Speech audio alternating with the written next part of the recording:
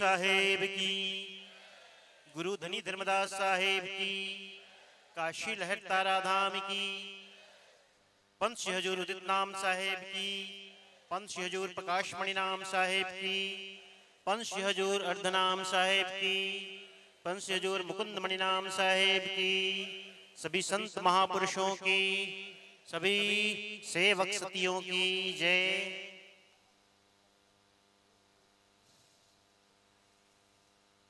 सत्यं तथा ज्ञानमनंत भूतम् आर्तं यतोऽन्यं प्रवदन्ति वेदा तेनैकरूपो निखिलाश्रयो यः तं श्रीकबीरं मनसा स्मरामि। सेव्यं सतां जन्म विनाश सक्तं ज्ञानं यतीनां नयनं तृतीयं येनोपदिष्टं विगतान्तरायं तं श्रीकबीरं मनसा स्मरामि। तम श्रीकबीरं सततं नमामि।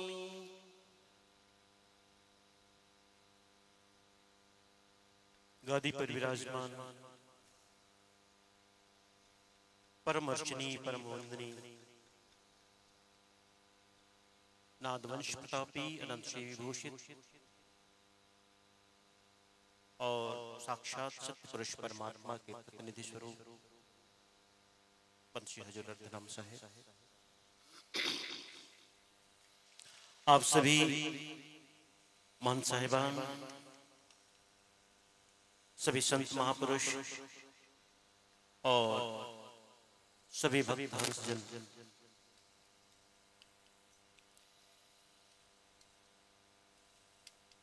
पंथ की परंपरा के अनुसार किसी भी कार्यक्रम का प्रारंभ श्वेत ध्वजा के आरोहण के साथ होता है। सत्यनाम अंकित श्वेत ध्वजा का आरोहण और सात्विक यज्ञ आनंदी आरती के द्वारा कार्यक्रम का समापन होता है।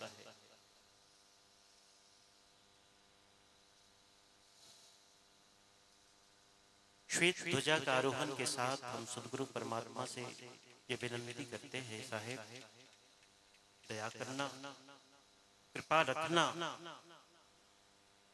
हम तो नाचीज है, तुच्छ है, अल्पज्ञ है। आप तो सर्वशक्तिमान हो, दया के सागर, ज्ञान के आगर, आप तो सब कुछ हो साहेब। हमने एक छोटा सा संकल्प लिया है पूरा करने का, लेकिन बिना आपकी कृपा क्या संभव है। और जब कार्यक्रम का समापन हो जाता है तो हम उन परमात्मा, उन सत्य पुरुष परमात्मा की आरती स्वरूप मंगल आरती, चौक आरती का विधान करते हैं और अपनी कृतज्ञता को व्यक्त करते हैं, उन्हें धन्यवाद करते हैं, आभार करते हैं। साहेब ऐसी ही दया रखना, हम पर दया रखना, क्योंकि तुम तो दाता हो, तुम तो सब कुछ हो, हम कहां, हम कुछ भी नहीं। एक बड़ा सुंदर भजन गाते हैं कभी कभी, सब मांगनहारा गुरु समदाता कोई नहीं, सब मांगनहारा गुरु समदाता कोई नहीं। इस जगत में गुरु के समान कौन दाता है? सब तो मांगने ही वाले हैं, सब तो स्वार्थी हैं, सबके मन में कोई लालसा है, ललक है, इच्छा है। एकमात्र जो गुरु है, सदगुरु है, वही देवनहार है। और इसीलिए हम मांगते हैं उस सत्पुरुष परमात्मा से, अपना सुख मांगते हैं, अपनी कुशलता मांगते हैं, धन भी मांगते हैं, संतान भी मांगते हैं, पद और प्रतिष्ठा मांगते हैं, क्योंकि हम संसारी जीव हैं। तो आज सद्गुरु परमात्मा की बड़ी कृपा है, यह 3 दिन तक जो सद्गुरु कबीर प्राकट्य महोत्सव का आयोजन हुआ, निर्विघ्न रूप से उसका आज समापन हो रहा है। मध्यरात्रि का समय है, वातावरण बिल्कुल शांत है, नीरव। और इस नीरव वातावरण में और यदि कोई सत्संग की बात कही जाए और ध्यानस्थ हो उन बातों को सुनी जाए, तो अधिक से अधिक हृदयंगम होता है। जाने का समय है, हमें पता है कि बहुत लोग तो यही बैग वैग लेके आ गए हैं, आसन उसन लेके आ गए, प्रसाद मिले कि ट्रेन पकड़ ले, है ना। कुछ लोग कल जाएंगे सुबह में, कुछ दोपहर में, कुछ शाम में। ये जीवन ही ऐसा है, इसीलिए तो इसे सराय कहा। ज्ञानियों ने कहा, अरे नादान, तू इसे क्या घर समझता है, मेरा समझता है, ये तो सराय है। ये सिर्फ कुछ दिन विश्राम का स्थल है, इसे अपना न समझ, सब कुछ जाने वाला है। आंखों के सामने सब कुछ नष्ट होने वाला है, सब कुछ बदलने वाला है। और इस बदलती दुनिया में, इस बदलते वातावरण में जो ज्ञानी होते हैं, उसे जानने का निरंतर यत्न करते हैं, जो कभी न बदलता हो, जो अपरिवर्तनशीलता के गुणधर्म से सर्वथा भिन्न हो, उसे जानने का यत्न करते हैं। प्यारे भक्तजनों, जीवन सुंदर मिला है, इसे सुंदरतम रूप में जीना, मैं तो यही आपसे कहूं, इसे सुंदरतम रूप में जीना बड़ा अनमोल है। कितनी मिन्नतों के बाद, कितनी प्रार्थनाओं के बाद ये मनुष्य का तन मिला। कभी मैंने एक कथा पढ़ी थी, एक राजा जंगल में गया शिकार करने, शिकार करता करता करता दूर तक चला गया, प्यास लगी तो देखा समीप में कुछ भी ऐसा नहीं जिससे प्यास बुझाई जा सके। न कुआं है, न सरोवर है, न झील है, न नदी है। पर भगवान की कृपा हुई कि एक लकड़हारा उसे मिला जिसके पास पानी था, जल था। उस लकड़हारे ने उसकी प्यास बुझाई। राजा संतुष्ट हुआ, संतृप्त हुआ। उसने कहा, क्या करते हो? लकड़हारे ने कहा कि मैं लकड़ियां काटता हूं जंगल में और इन लकड़ियों को का कोयला बना करके बाजार में बेचता हूं। उसने कहा, ठीक, लेकिन तुमने मेरी जान बचाई, मेरे प्राणों की रक्षा की, मेरा मन करता है मैं तुम्हें कुछ दूं, इनाम दूं। तुम कल मेरे दरबार में आना।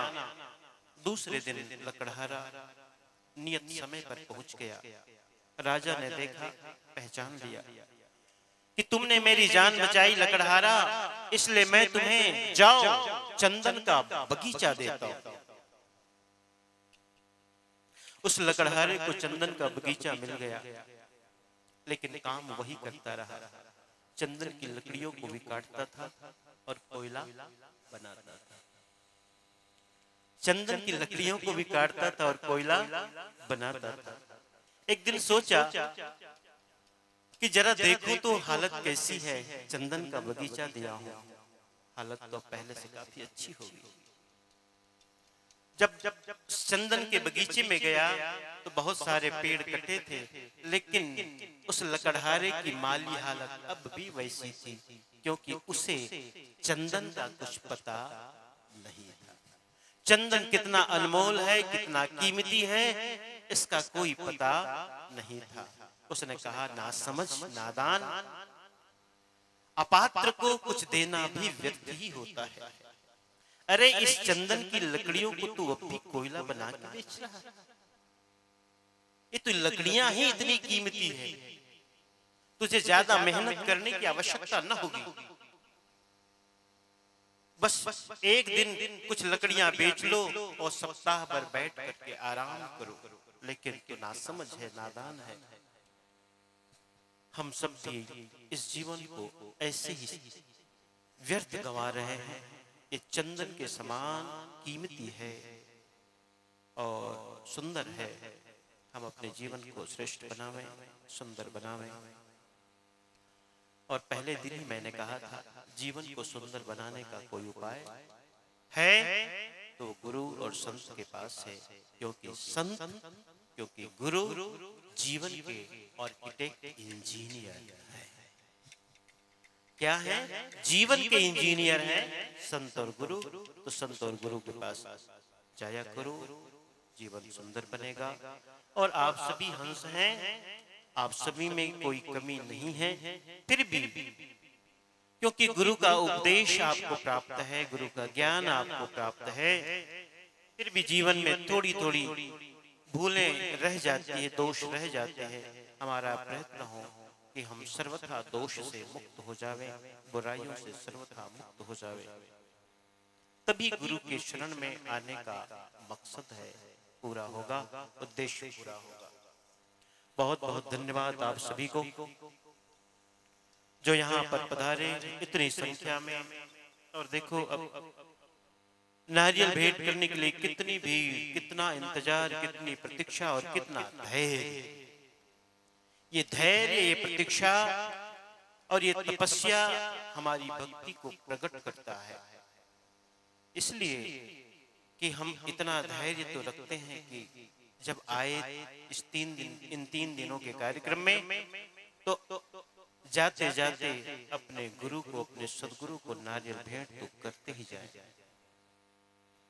इन भावों को लेकर के अपने पंत श्री हजूर साहब को नारियल समर्पित किया।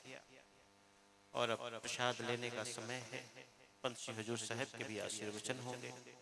इसलिए पुनः आप सभी को धन्यवाद, जिन जिन का सहयोग है, 100 रुपए, 200 रुपए, 500 रुपए, 1000 रुपए, लाख रुपए, जिनका भी जैसा योगदान है, तन से, मन से, धन से, जिनका भी योगदान है, क्योंकि बड़े आयोजन अकेले से कभी संभव नहीं होता, यूनिट से नहीं होता, टीम वर्क से होता है, समूह से होता है, सबके सहयोग से होता है।